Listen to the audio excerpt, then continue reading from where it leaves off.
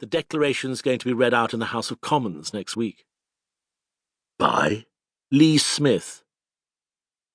Rivers made the dismissive gesture. Yes, well, I know, but it still means the press. And the minister will say that no disciplinary action has been taken because Mr. Sassoon is suffering from a severe mental breakdown and therefore not responsible for his actions. I'm not sure I'd prefer that to prison. I don't suppose he was offered the choice. Will you take him? You mean I am being offered the choice? In view of your caseload, yes. Rivers took off his glasses and swept his hand down across his eyes. I suppose they have remembered to send the file. Sassoon leant out of the carriage window, still half expecting to see Graves come pounding along the platform, looking even more dishevelled than usual. But further down the train, doors had already begun to slam, and the platform remained empty. The whistle blew. Immediately he saw lines of men with grey, muttering faces clambering up the ladders to face the guns. He blinked them away.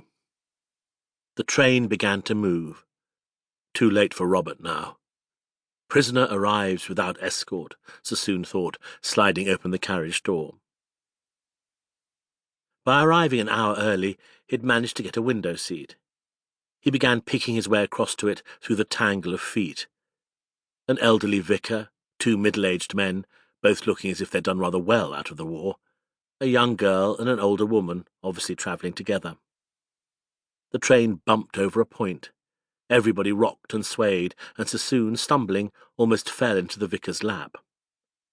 He mumbled an apology and sat down. Admiring glances, and not only from the women.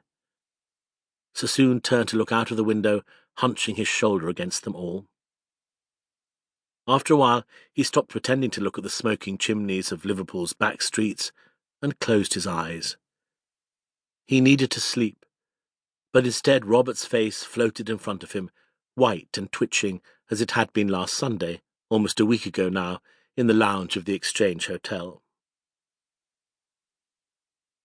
For a moment, looking up to find that khaki-clad figure standing just inside the door, he thought he was hallucinating again.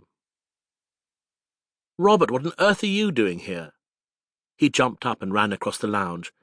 "Thank God you've come." "I got myself past fit." "Robert, no." "What else could I do, after getting this?" Graves dug into his tunic pocket and produced a crumpled piece of paper. "A covering letter would have been nice." "I wrote." "No, you didn't, Sass. You just sent me this. Couldn't you at least have talked about it first?" "I thought I'd written." They sat down, facing each other across a small table.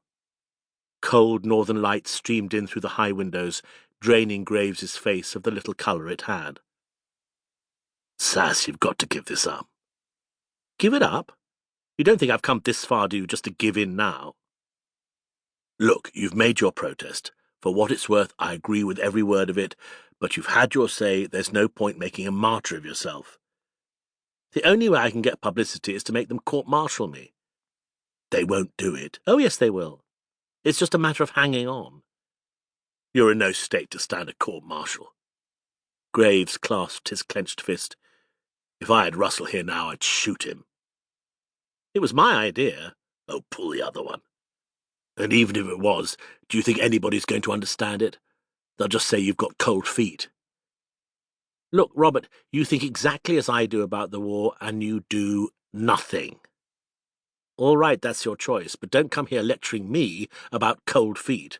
This is the hardest thing I've ever done." Now, on the train going to Craiglockhart, it still seemed the hardest thing. He shifted in his seat and sighed, looking out over fields of wheat bending to the wind. He remembered the silvery sound of shaken wheat, the shimmer of light on the stalks. He'd have given anything to be out there, away from the stuffiness of the carriage, the itch and constriction of his uniform. On that Sunday, they'd taken the train to Formby and spent the afternoon wandering aimlessly along the beach. A dull, wintry-looking sun cast their shadows far behind them,